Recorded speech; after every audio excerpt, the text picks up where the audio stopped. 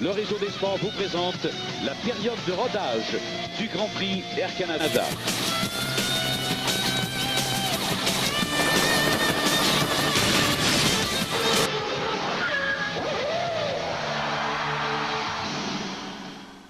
Bonjour à tous, ici Pierre Houde, bienvenue à cette période de rodage qui est déjà amorcée depuis 8h30 exactement, heure avancée de l'Est, en compagnie de Bertrand Houle, de Christian Tortora et de toute notre grande équipe.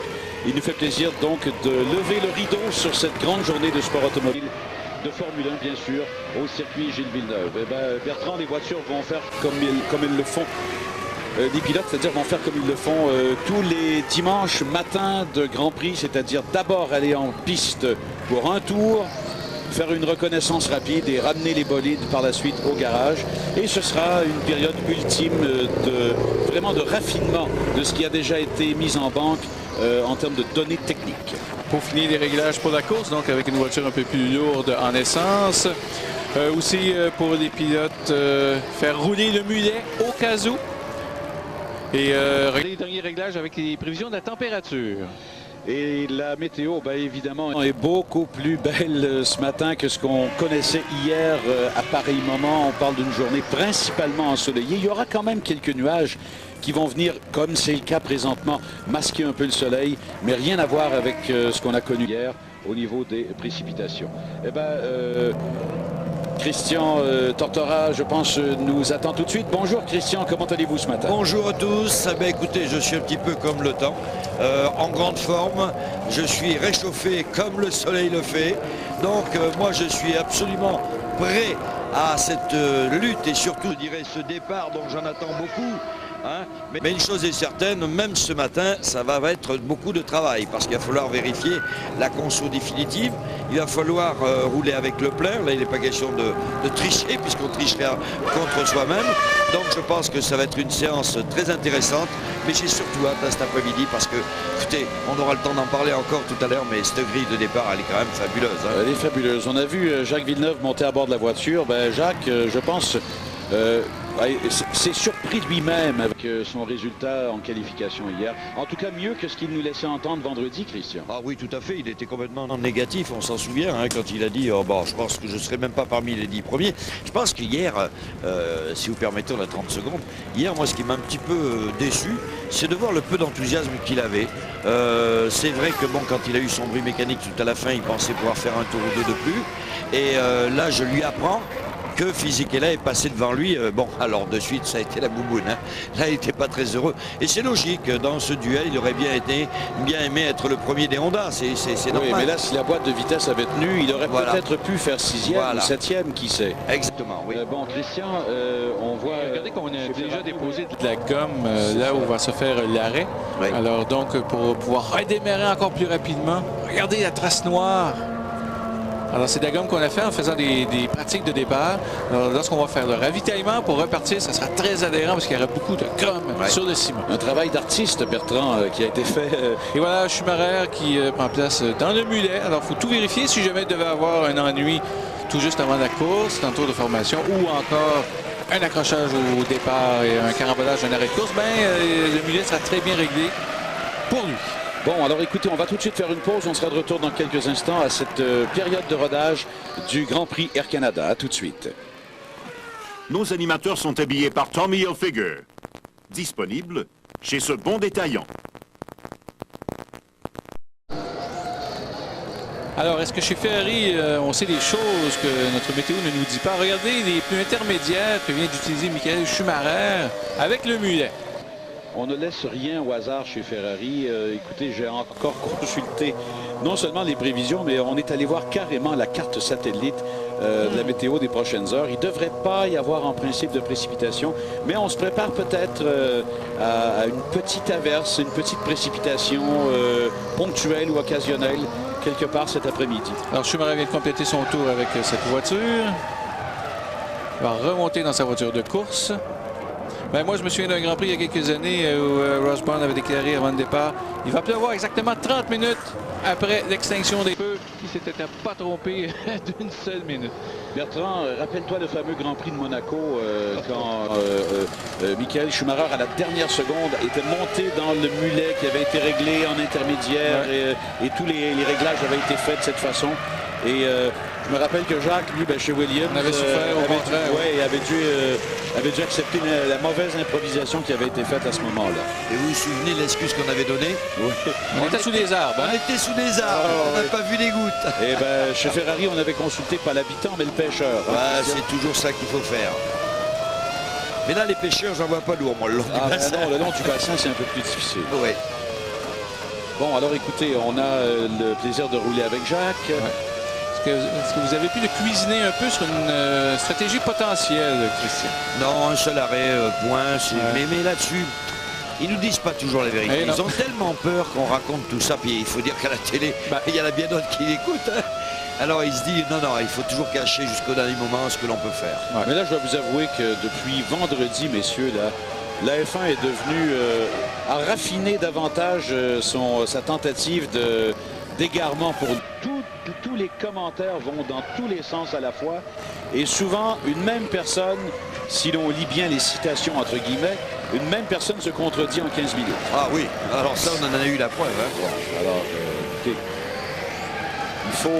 il faut accepter que finalement ça fait partie maintenant. Voilà. C'est un nouvel aspect intéressant. On tente de deviner mais personne ne dit exactement ce que... Partie de poker. C'est une partie de poker en effet. Je dirais plutôt une manière d'intoxication quelque part. Alors, des pneus plus normaux, entre guillemets, pour Schumacher. Regardez cette sortie des puits. Et encore là, des avis divergent. Montoya disait que ça aurait une influence sur la stratégie, le fait que ça soit plus court maintenant, la durée totale d'un arrêt parce qu'on sort en ligne droite. Schumacher a dit que c'était très marginal comme amélioration.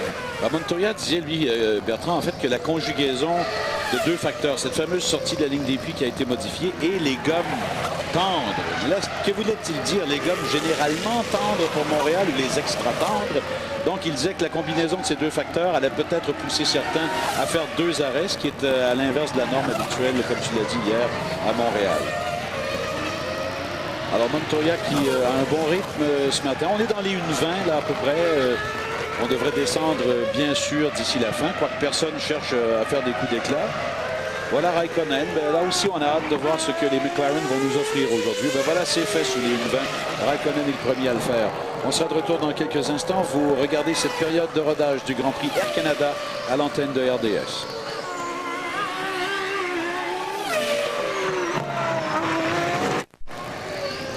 Alors, on aperçoit Michael Schumacher et là, on l'a en reprise.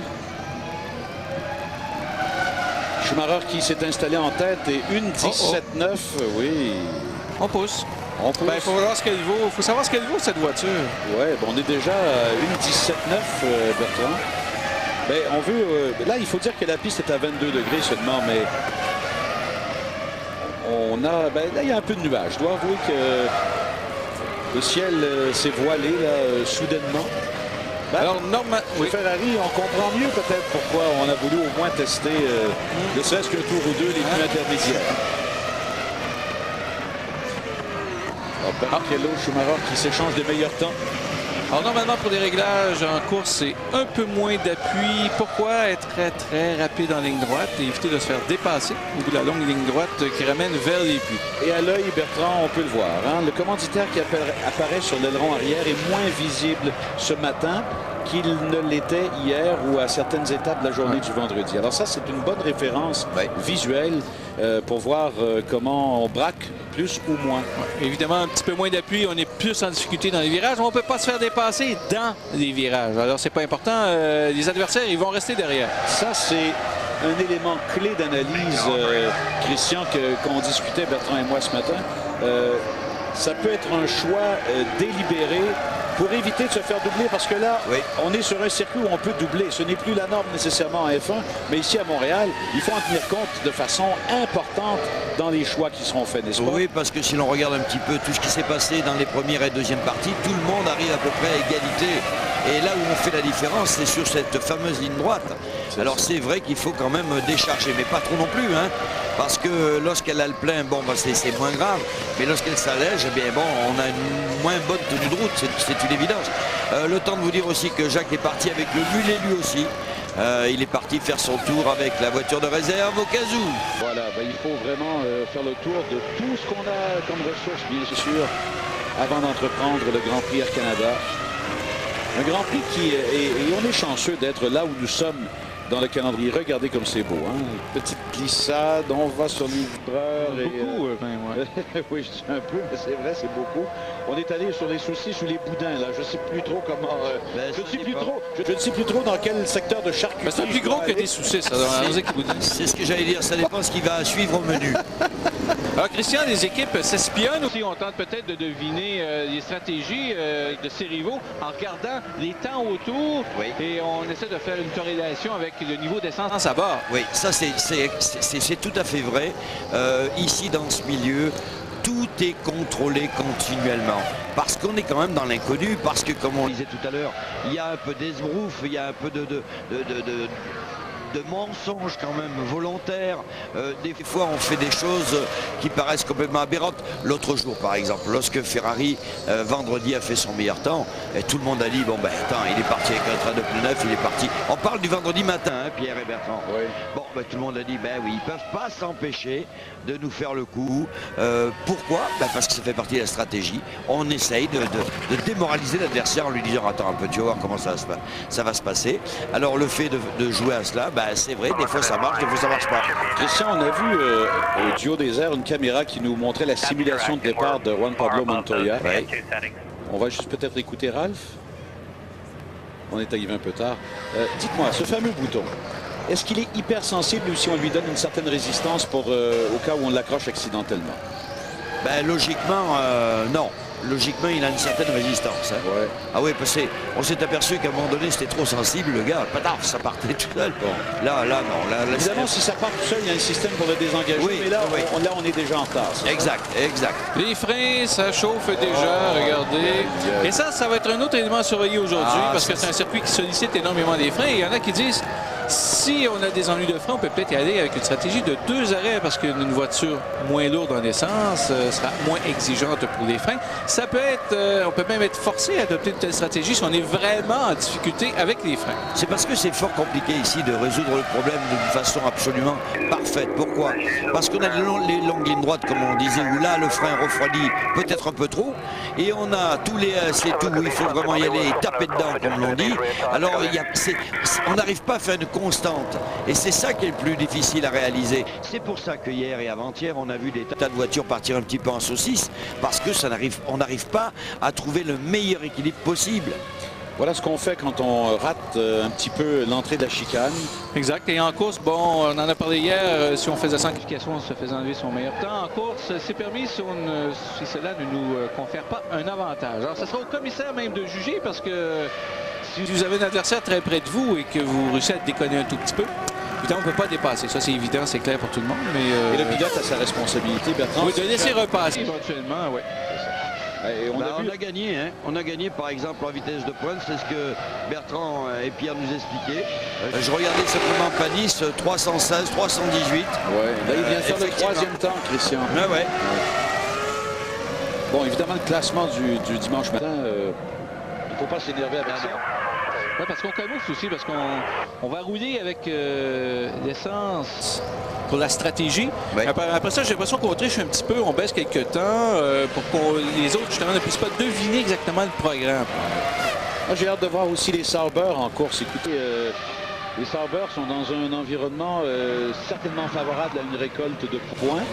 Oui. Et avec tous les incidents qui peuvent se produire, pourquoi pas la 3e marche du podium tant qu'à y aller. Mais Pierre et Bertrand, je me méfie. Si Physique est là, que je vois là, moi, fait un bon départ et que la voiture tient, vous savez qu'il adore ce circuit.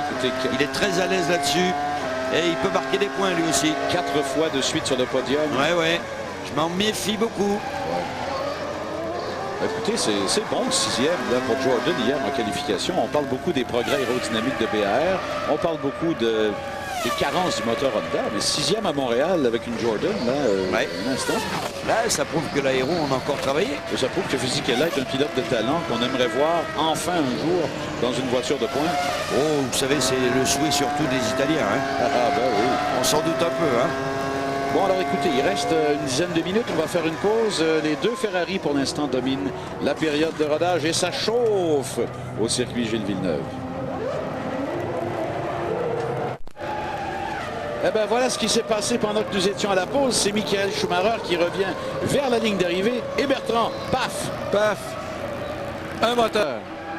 Et Christian, à votre œil averti, ça vous dit quoi, cette fumée grise, là, pas trop épaisse quand même? Ben oui, mais c'est moteur avec les cylindres côté rangés de gauche Ouais. qui a explosé. Mais alors écoutez, moi à chaque fois je me dis, vous savez, on dit en Formule 1, il n'y a pas de miracle, il n'y a pas ci, il n'y a pas là. Il faut quand même une grande part de chance. Hein. Vous avouerez que c'est la deuxième fois, hein, c'est déjà arrivé, je me souviens plus à quel Grand Prix, ou au warm-up, encore une fois, il est tombé en panne. Hein, et pendant la course, ça se passe très bien. Alors, pendant la course, c'est plutôt Barrichello qui subit ce genre de choses. Ben, il faut Il dire, a quand même du chance. Oui, imaginez qu'on était au départ du Grand Prix, il aurait fait quoi? 4 tours, c'est tout. il faut dire aussi que, par tradition, les voitures de réserve chez Ferrari, la troisième voiture, c'est une troisième voiture parfaite. Ah oui, Faut pas, bien sûr. faut pas s'énerver. C'est en Espagne, hein, au warm-up, il y avait une panne hydraulique. Oui, c'est ça. Il avait sauté dans le mulet pour la course, avait gagné. Ouais. Bon, Ouais. alors ça c'est tout dire. Mais il faut une part de chance. Mais vous auriez dû voir quand il est revenu au garage, et là, il parlait à l'ingénieur, et le pauvre ingénieur avait l'air à dire, mais c'est pas de ma faute, c'est pas de Ma faute. Mais il était énervé un peu, là, Ouais. Schumacher. Et les deux Ferrari qui vont partir en simulation de départ. Elles sont toujours au haut du classement, hein, de cette période de rodage, les deux Ferrari. Panis est toujours troisième. Et ensuite, on a Ralph, Massa, Irvine, De La Rosa, Heidfeld, Salo, Quelques traces, Bernardi. quelques traces du moteur qu'on a reculé. Bon, on a le temps de changer le moteur, Christian, avant la course quand même. Je pense qu'ils ne le feront pas là, il va partir avec le mulet, mais disons qu'il pourrait quand même la préparer au cas Et voilà. où là aussi le mulet aurait des problèmes, donc il ne faut pas le laisser sur le carreau, c'est évident on a le temps, hein, oui. C'est quoi, Christian, 1 heure maintenant, changer Oh le moteur? oui, même pas. C'est pas incroyable quand vous dites, là.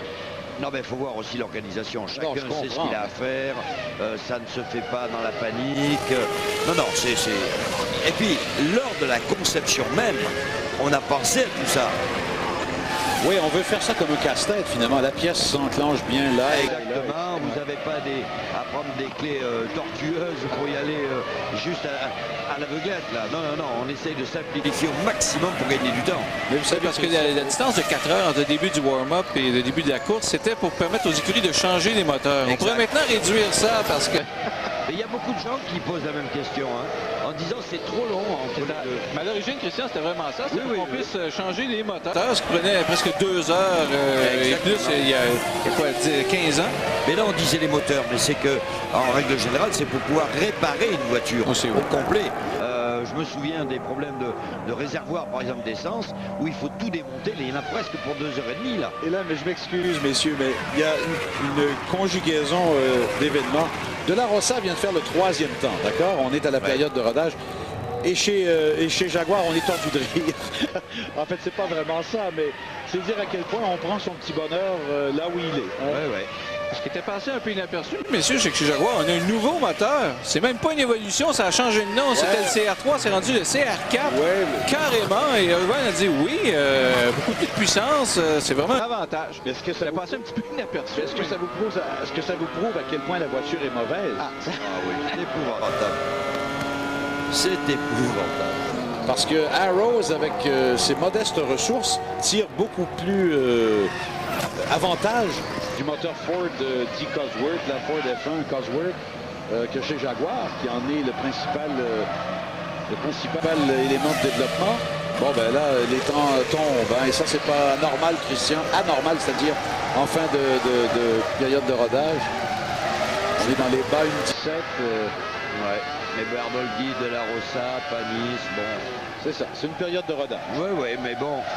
Ça ne veut rien dire du tout, on le voit bien, hein, puisque regardez, cherchez où sont quand même les Williams. Hein, Montoya, 13e temps, bon, c'est pas le reflet. Mais quoique, comme je ne l'ai pas vu beaucoup, il est là. Il y a eu des ennuis lui aussi. Hein. Il est là. Au moment où vous en parlez, Christian, on vous le donne à l'écran. Oh!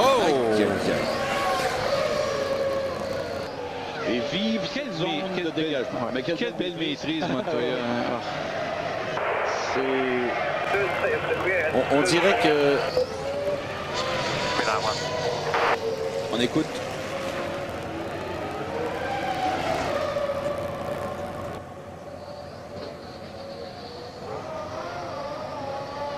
Bon, j'aurais aimé entendre son commentaire à son écurie après avoir récupéré la voiture. Est-ce que c'est des ennuis de réglage? Alors, pas réussi à être capté. Oh!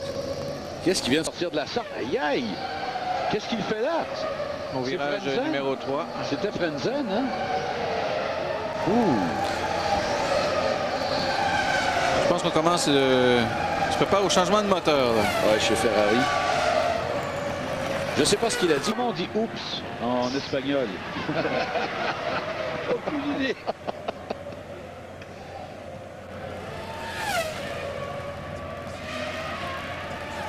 Moi, j'ai hâte de voir comment ça va tenir à cet endroit, Bertrand. On l'a vu hier, ça commençait vraiment à être... Coup de difficulté au freinage sur une partie bosselée. Cet endroit, ouais. Et surtout qu'un réservoir plein, là... Je me souviens d'une année, Coulthard qui était parti en tête à queue dans le deuxième tour à cet endroit. Oh. Et Bertrand qui en rajoute avec un petit sourire. Non, mais... Pierre, vous parliez de cet endroit, moi... De suite, les souvenirs reviennent. Deuxième tour de course. Réservoir plein. Et je sais pas pourquoi c'était fait prendre un peu. Et pourquoi c'est le souvenir de Coulthard qui revient en premier? Parce que c'est le seul qui a fait ça à cet endroit. On taquine Bertrand. Allez, Ralph qui... Mais sous la pluie, je me souviens aussi, si vous voulez parler du même endroit, d'Adesi. Il voulait faire un dépassement. La piste était encore glissante, elle est partie en tête à queue. Et Nannini avait été coupé cette tirelle en deux en sortant au même endroit quelques tours plus tard. Et il y avait un caméraman qui travaillait à cet endroit sur une structure là, temporaire qui s'était jeté en bas tellement il avait eu peur. Oui. Et avec raison aussi, parce que c'était tout près là, du lieu de l'impact. Bon, ben là, on est sous les 1,17, les amis. Hein? Michael Schumacher, 1,16,8. Barrichello, Ralph et Bernoldi qui s'accrochent toujours à la 4e place. En vitesse de pointe, ben, il y en a qui sont pas gênés ce matin. Là. Regardez ça. Mika Salo. On était vraiment déçus, hein, Bertrand, chez Toyota. On pensait avoir un terrain qui permettrait d'exploiter ce qu'on a déjà de bien chez Toyota. Et on n'y est pas arrivé du tout. Non, on a dit voiture légère. On laisse passer, oui, non, oui. On dit qu'une voiture très légère, la Toyota est instable en chevauchant des vibreurs. Ce qu'il faut faire pour faire un temps rapide, on l'a vu toute la fin de semaine. On dit qu'on va être mieux en course cependant parce qu'un peu plus lourde, elle se comporte mieux.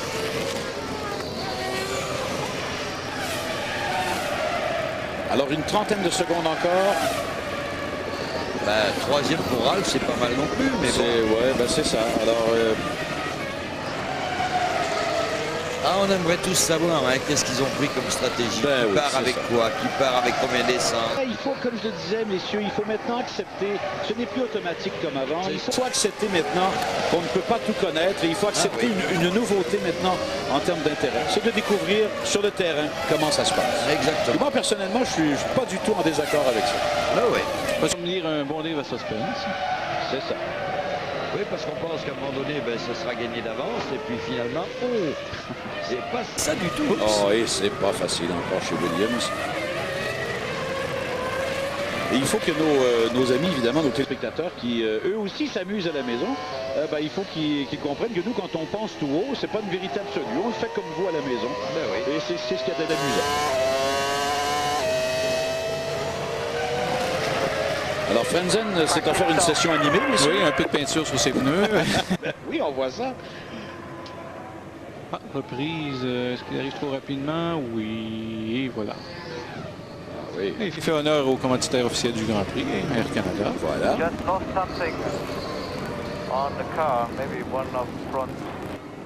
C'était plein de ses freins au même endroit en début de fin de semaine. Très vrai. Alors, donc, c'est terminé. Michael Schumacher qui a le meilleur temps à cette séance de rodage. Barrichello, Ralph, Coulthard, Bernoldi et Trulli dans l'ordre. On sera de retour dans quelques instants.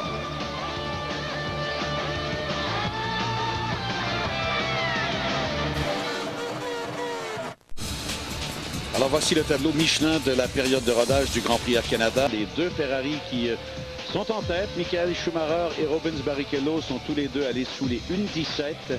Ensuite, on a Ralf Schumacher, David Coulthard, Enrique Bernoldi et Jarno Trulli. Si vous cherchez Jacques Villeneuve, il est 19e, mais encore là, il faut rappeler que les classements ne sont vraiment qu'une pâle indication de la réalité en principe. Lors de cette période, voilà un montage là, qui nous montre différents faits saillants de cette séance.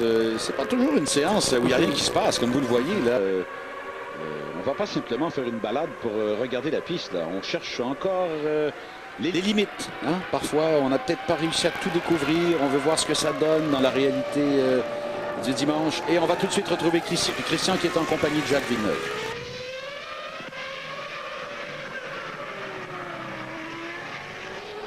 On préparait la course. Et alors, ça a l'air... La voiture est plus difficile à piloter qu'en qualif, ce qui est normal, mais ça devrait aller. Jacques, température, c'est favorable? Nos pneus en général fonctionnent mieux avec le froid, je crois. Tout à l'heure. Bon, bah écoutez, voilà. Ce sont des réponses brèves, mais toujours intéressantes. Quand Villeneuve parle, il parle pour dire ce qu'il veut bien dire. Et donc, ça explique peut-être en partie pourquoi ça a été pas si mal hier en qualification. Quand il parle de ses pneumatiques. Et moi, je suis que les pilotes nous donnent la vérité sur les pneus. Depuis 2 ans, on sait que les Michelin sont mieux lorsqu'il fait chaud. Et l'inverse, et même si votre ami Dupasquier a tenté de le nier lorsqu'il vous a parlé hier, Christian, c'est quand même ça la réalité. Ben, c'est vrai, comme là, par exemple, je suis certain qu'il nous a dit la vérité. Hein. C'est-à-dire, bon... s'il avait fait un peu plus froid, je pense que ça irait beaucoup mieux parce qu'il n'a pas été très loquace, hein, on l'a vu. Hein. Il doit être un petit peu inquiet encore par rapport à cet après-midi, se disant on n'a pas encore trouvé le bon setup pour véritablement jouer à égalité avec les autres. Oh, et puis au fond, Christian, la grande question, et Bertrand aussi, là, c'est que là, il est que 9h06. Ben oui.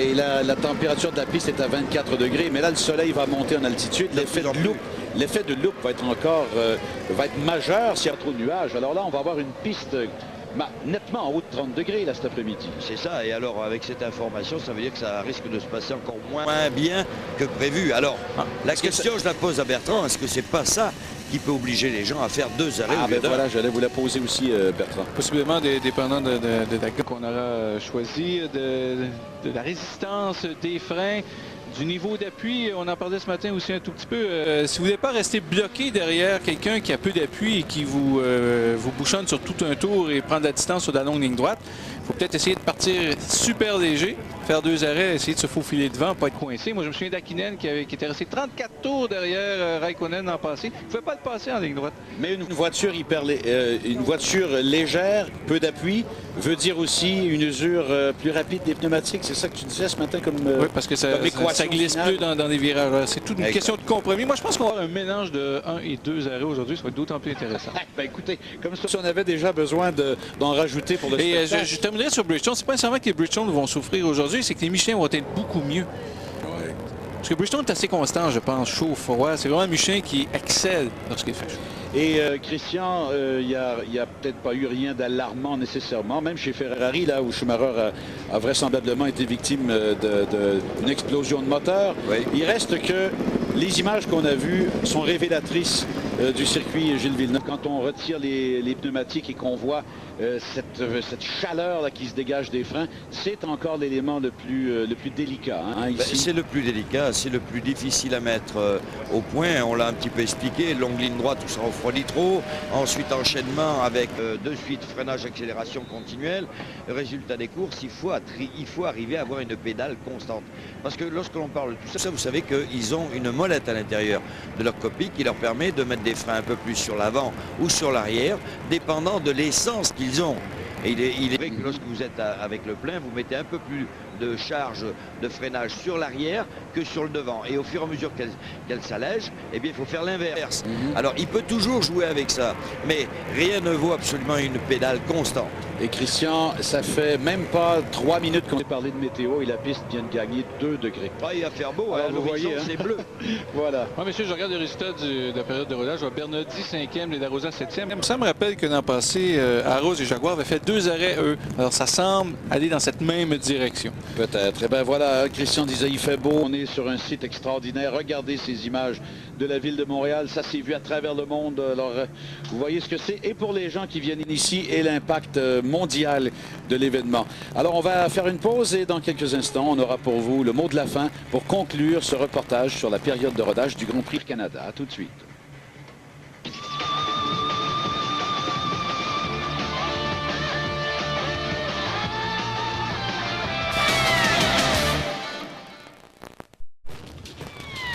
Les Grands Prix de Formule 1, une présentation de Michelin, parce que les pneus, c'est important. Alors dans quelques instants, on vous invite à nous rejoindre pour le reportage de l'épreuve de Formule Ford 1600 qui a été disputée hier sur le circuit Gilles Villeneuve. À plus tard, chers amis.